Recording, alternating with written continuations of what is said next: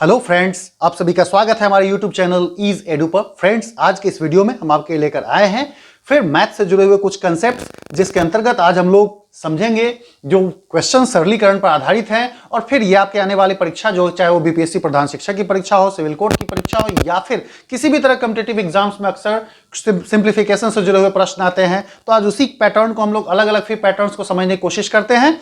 अगर आप चैनल पर नए हैं तो चैनल को सब्सक्राइब करके बेल आइकन प्रेस कीजिएगा ताकि हमारे वीडियोस की नोटिफिकेशन आपको आने वाली वीडियोस की मिलती रहे। फ्रेंड्स, हमारा पहला सवाल जो आप स्क्रीन पर देख रहे हैं कि 0.24 और 1.8 है, इसका एलसीएम क्या होगा। अब ऐसे केस में दशमलव की संख्याओं का आपको एलसीएम अगर निकालने के लिए आता है तो आप क्या करेंगे, कैसे इसको इजीली बना सकते हैं। तो दशमलव में अगर आप डायरेक्ट इसको निकालेंगे तो फिर आपके मान गलत हो जाएंगे, जो आप सही से नहीं निकाल पाएंगे। तो सबसे पहले क्या करना है, इसे हमको लाइक डेसिमल में कन्वर्ट कर लेना है। लाइक डेसिमल में कन्वर्ट करने का मतलब क्या हुआ, दशमलव के बाद इसमें कितने अंक है और इसमें कितने अंक है। तो आप देख रहे हैं इसमें दशमलव के बाद कितने अंक है, 2 अंक, और जबकि इसमें एक ही अंक है। तो हम क्या करेंगे, एक कमी को पूरा करने के लिए हम एक 0 दे देंगे। तो इस तरह से ये क्या हो गया 1.80, ये क्या हो गया 0.24। अब इसको बिना दशमलव के लिख लेंगे। बिना दशमलव के ये अंक क्या हो गया हमारा 24, ये संख्या, और ये संख्या कितनी बन जाएगी 180। हम क्या करेंगे 24 और 180 का यहां पर एलसीएम निकाल लेंगे। तो 2 से 12, फिर 2 से 90, फिर 2 से लग जाएगा भाग 6 और 45, फिर यहां पर अब 3 से लग जाएगा, 3 2 जा 6, 15 तिया 45 आपका हो गया। यानी कि अब इस प्रकार से अब तो भाग लगेगा नहीं, तो हमारा मान क्या आएगा 2 गुना 2 गुना 3 गुना 2 गुना 15।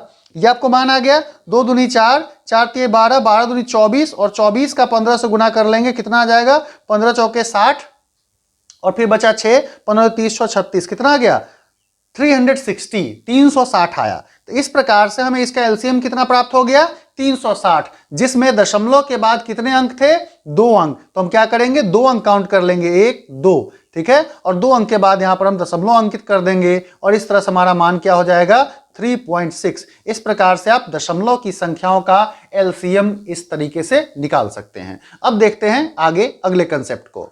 इसी तरह से आगे पूछ सकता है आपसे कि जैसे यहां 2 संख्याएं दी गई 2.5 और 0.075 का एचसीएफ क्या होगा, मतलब मौसर क्या होगा। जैसे हम लोग अभी पिछले क्वेश्चन में सीखे कि एलसीएम निकालना होगा डेसिमल का, तो कैसे निकालेंगे। एचसीएफ भी इसी पैटर्न को फॉलो करना है। पहले यहां पर आपको संख्या दी गई 2.5 है और 0.075 है। सबसे पहले तो आपको इसको लाइक डेसिमल में कन्वर्ट कर लेना है। यहां दशमलव के बाद 3 अंक, यहां दशमलव के बाद केवल 1 अंक, तो 2 अंक कम पड़ रहे हैं।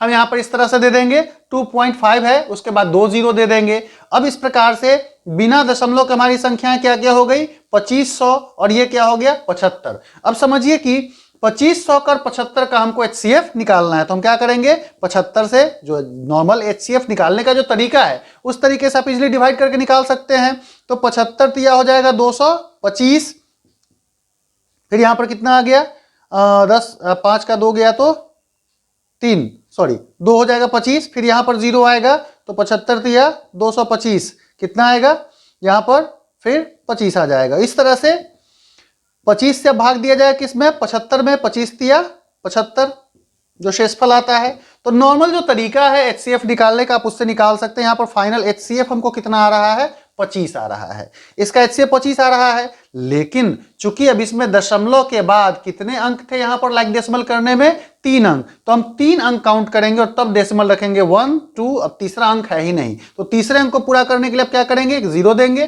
तब डेसिमल देंगे, यानी कि 0.025। पॉइंट के पहले कोई अंक नहीं है, इसलिए इसके पहले भी 0 लग जाएगा। तो क्या बनेगा हमारा फाइनल आंसर 0.025। तो इस तरीके से आप दशमलव की संख्याओं का एलसीएम और एचसीएफ निकाल सकते हैं।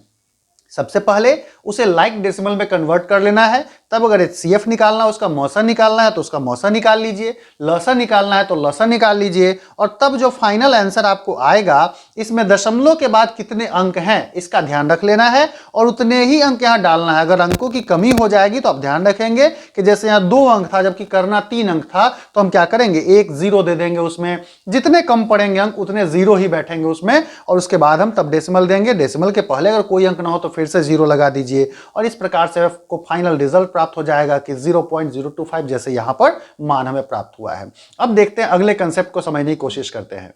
इस प्रकार से दशमलव में कोई संख्याएं दी होती हैं और कह रहा है कि इसको भिन्न में बदलने पर क्या होगा। लेकिन ये ध्यान देंगे सामान्य दशमलव नहीं है, ये रेकरिंग दशमलव है। रेकरिंग दशमलव कहने का मतलब क्या हो गया कि इसमें दशमलव की पुनरावृत्ति होती है। जैसे सामान्य दशमलव का मतलब यहां क्या होता है 0.7, इसको हम नॉर्मल डेसिमल कहेंगे। तो ये बिल्कुल शांत दशमलव है, यानी कि ये डेसिमल का बिल्कुल साधारण रूप है। इस प्रकार के दशमलव को कहा जाता है शांत दशमलव। शांत दशमलव यानी कि जिसका मान बिल्कुल फिक्स्ड है। 0.7 कहने का मतलब यहाँ 0.7 ही होगा। लेकिन अब अगर हम इसी के ऊपर एक रेकरिंग लगाते हैं, ये जो पॉइंट ऊपर से जैसा पॉइंट जैसा दिया गया इसको रेकरिंग बोलते हैं, या फिर एक बार जैसा जो दिया गया एवरेज जैसा, यह भी इसको आप इस प्रकार से भी लिख सकते हैं। 7 के ऊपर एक बार दे दिए, मींस ये रेकरिंग डेसिमल को रिप्रेजेंट करता है। इसका मतलब क्या होता है कि यहां अब 7 रुकेगा ही नहीं। 0.7 पे जिस अंक पे रेकरिंग पड़ा, इसका अर्थ क्या हुआ कि यही अंक बार बार रिपीट होगा। कहने का मतलब 7 7 7 7 7 7 यही होते चला जाएगा अनंत तक। इसलिए इसका मान क्या है 0.7 रेकरिंग दशमलव हो गया, मींस ये बार बार रिपीट होगा। तो ऐसे दशमलव की संख्याएं हैं, तो आखिर ये किस भिन्न को ऐसा चेंज करने पर ऐसा मान आएगा कि 7 7 7 7 7 लगातार वो भाग देने पर रिपीट होता चला जाएगा। ऐसे सवाल अक्सर एग्जाम में पूछे जाते हैं कि रेकरिंग दशमलव को भिन्न में बदलने पर मान क्या होगा।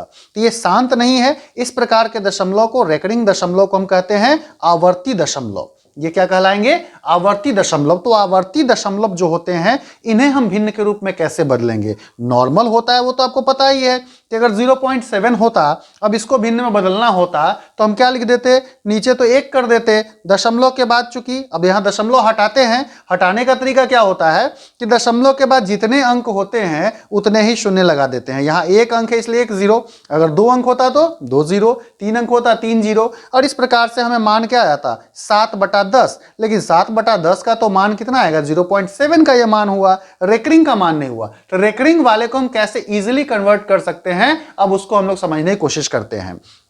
तो ध्यान देंगे यहां पर कि जो हमारा मान है यहां हम लोगों को जो प्राप्त हुआ है कि यहां कितना है, यहां 0.7 पे रेकरिंग है। तो 0.7 का जो रेकरिंग है इसको हम कैसे हल करेंगे इजीली? सो देखिए, सबसे पहले तो यहां किस अंक पर रेकरिंग है? 7 पर है, ठीक है। तो पहले पूरा अंक, मान लीजिए कि यहां दशमलव का कंसेप्ट नहीं है, दशमलव का कंसेप्ट नहीं है, तो हम लोग का पूरा अंक जो हो गया दशमलव है ही नहीं, तो सीधे बस 0.7 का मतलब क्या समझेंगे? 7 हो गया। और कितने अंक पर यहां पर रेकरिंग है? रेकरिंग यहां पर कितने अंक पर है? केवल 1 अंक पर, केवल 1 अंक पर है। तो हम क्या करेंगे? 1 बार 9 लिख देंगे, और इस प्रकार से मान क्या हो जाएगा? 7/9। तो इस तरह से इजीली आप निकाल सकते हैं। अगर डायरेक्ट 0 पॉइंट करके अगर ऐसा मान दिया गया है तो इसका मान क्या हो जाएगा? 7/9। जैसे सपोज अगर इस तरह से पूछ रहा है 0.3 पर रेकरिंग है और इसको दशमलव भिन्न बदलना है, तो क्या इसको भिन्न बदलना है तो क्या करेंगे?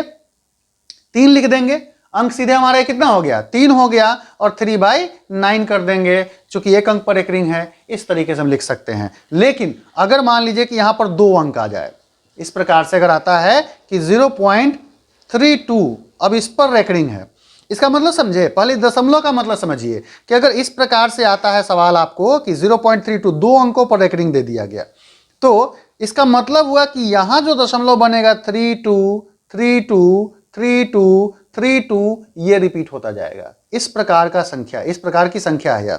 तो ऐसे सवाल अब ऐसे आ गए, जब 2 अंक पर आ गया तो क्या करेंगे? अब इसको, इसमें कोई कंफ्यूजन नहीं रखना है। क्या हो जाएगा? पहले तो संख्या पूरी कितनी हो जाएगी? 32। संख्या पूरी हो गई, दशमलव मान लीजिए हट गया यहां से, तो 0.32 का मतलब संख्या क्या बचेगी? 32। अब यहां अंक कितने हैं? 2 अंक पर रेकरिंग है, दोनों अंक पर रेकरिंग एवरेज दिया हुआ है, तो इसका मतलब 2 बार 9 लिख देंगे हम, यानी 32/99। यह जो संख्या होगी यही हमारा फाइनल आंसर होगा। अगर इसमें कुछ कटने लायक हो, अगर विभाजित होने लायक हो, तो हम उसको विभाजित भी कर लेंगे, उस प्रकार से भी उसको हम हल कर सकते हैं। तो यहां जो, चूंकि यहां तो 32 और 99 में कुछ कॉमन फैक्टर है नहीं, तो इसलिए 32/99 हमारा राइट आंसर हो जाएगा। तो इस प्रकार से जो भी संख्याएं होंगी आप उनको इजीली कन्वर्ट कर सकते हैं। कहने का मतलब जैसे 3/9 हो गया, तो इसको आप सिंप्लीफाई कर सकते थे। 3 1 जा 3, 3 3 जा 9, 1/3। अब 1/3 हो गया, तो इसको कैसे आप चेक करके भी देख सकते हैं कि 3 से भाग दीजिए 1 को, तो 3 से तो 1 को भाग लगेगा नहीं, दशमलव देंगे 0 आएगा। 3 तिहाई 9, फिर बचेगा 1, फिर क्या करेंगे? अब 0 देंगे। 3 तिहाई 9, फिर बचेगा 1, 0। 3 तिहाई 9, ये करते चले जाएंगे। क्या होगा? कभी ये प्रक्रिया खत्म होगी, 0.33333 ही रिपीट होगा ना, तो इसीलिए इसको 3 पर रेकरिंग कहा जाता है। तो रेकरिंग दशमलव को भिन्न में बदलने के लिए आप इस इजी ट्रिक को फॉलो कर सकते हैं और आसानी से इसका मान निकाल सकते हैं। लेकिन इसमें भी थोड़ा सा कंसेप्ट है जो हम लोग अगले सवाल में समझने की कोशिश करते हैं कि अगर यहां ऐसा मान आ जाता है कि अगर आपको ये जो अंक दिया गया है यहां इसके जगह पर थोड़ा सा चेंज कर दे और दशमलव के पहले, अभी हम लोग सारे सवाल जो देख रहे थे 0 था, लेकिन अगर मान लीजिए इस प्रकार के सवाल आ जाते हैं कि 4.6 है और इस पर रेकरिंग है, अब इसको हमको बदलना है भिन्न के रूप में, ठीक है। तो ये मान लेते हैं हमारा ये चौथा पैटर्न हो गया। एक तो सिंपल आपने देखा कि अगर 0 पॉइंट का कंसेप्ट है और उसमें सभी अंकों पर रेकरिंग है, तो उस केस में जैसे यहां 0.23 है उस पर रेकरिंग है, तो बड़ी ही सिंपल टेक्निक से इसको हम क्या किए कि दशमलव हटा करके इसको समझ लिए 23, पूरा अंक हो गया 23 और 2 अंक पर रेकरिंग तो 99, 23/99। तो ऐसे तो आप आसानी से लिख सकते हैं कि कितना होगा, कोई मान निकालने की जरूरत नहीं, कोई कैलकुलेशन की जरूरत नहीं है, किसी भी तरह से बस सिंपल वे में बना सकते हैं इसको।